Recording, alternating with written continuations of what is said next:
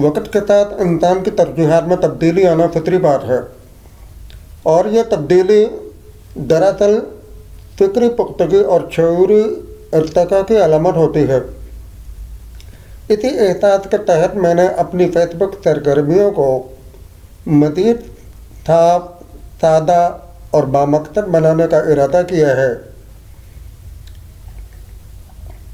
اس مقصد کے لیے میں آہستہ آہستہ کچھ غیر ضروری فیس بک گروپس کو ختم کر رہا ہوں، جن میں میری بے شمار پرانی پوسٹیں موجود ہیں جو اب ماضی کا حصہ بن چکے ہیں۔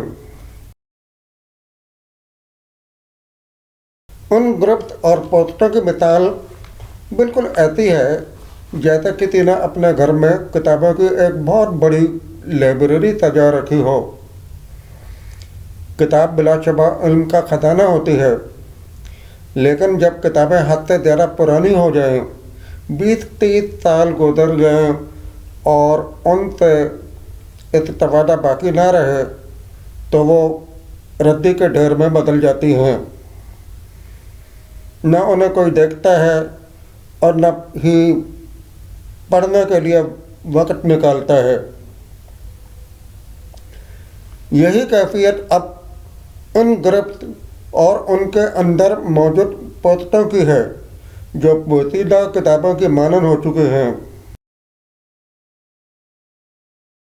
آج کے دور میں electronic media, YouTube, Instagram, Google اور دیگر جدید ذرائع کے ذریعے ہر طرح کی معلومات، کہانیاں، لطیفے اور سائنسی مواد چند لمحوں میں میسر آ جاتا ہے۔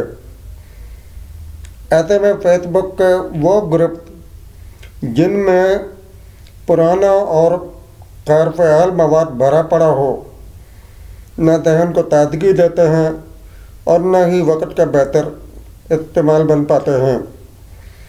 اسی لیے یہ فیصلہ کسی شخص، دوست یا گروپ کے خلاف نہیں، بلکہ صرف اپنی فکری اور عملی ترتیب بہتر بنانے کے لیے کیا جا رہا ہے۔ میری توجہ اور لگاؤ اس وقت خاص طور پر قرآن مجید کی طرف ہے۔ میں قرآن مجید کی تلاوت اپنی آواز میں ریکارڈ کرتا ہوں اور ساتھ ساتھ اس کے مفہوم کو تحریری صورت میں مؤثر انداز سے اردو اور انگریزی زبان میں پیش کرنے کی کوشش کر رہا ہوں۔ میرا مقصد محض مواد کم کرنا نہیں، بلکہ اپنی توانائی کو ایک ایسے راستے پر مرکوز کرنا ہے جو دل کو سکون دے اور دوسروں کے لیے بھی نفع بخش ہو، یعنی قرآن کو تحریر اور آواز دونوں کے ذریعے سمجھنا اور سمجھانا۔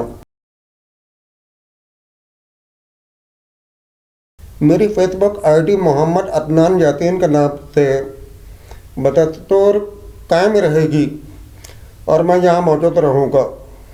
انشاءاللہ اسی پلیٹ فارم پر قرآن مجید کی صورتوں کی تلاوت اور ان کی صوتی ریکارڈنگ اور ان کا تحریری مفہوم آپ تک پہنچانے کا سلسلہ جاری رہے گا۔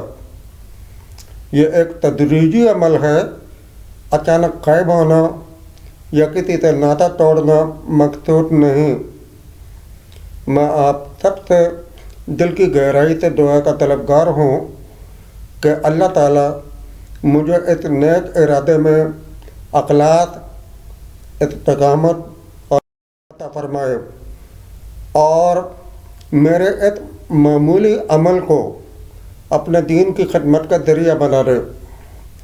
اللہ ہمیں قرآن سے جوڑ دے، اسے سمجھنے، اس پر عمل کرنے اور اسے دوسروں تک پہنچانے کی توفیق عطا فرمائے۔ آمین ثم آمین۔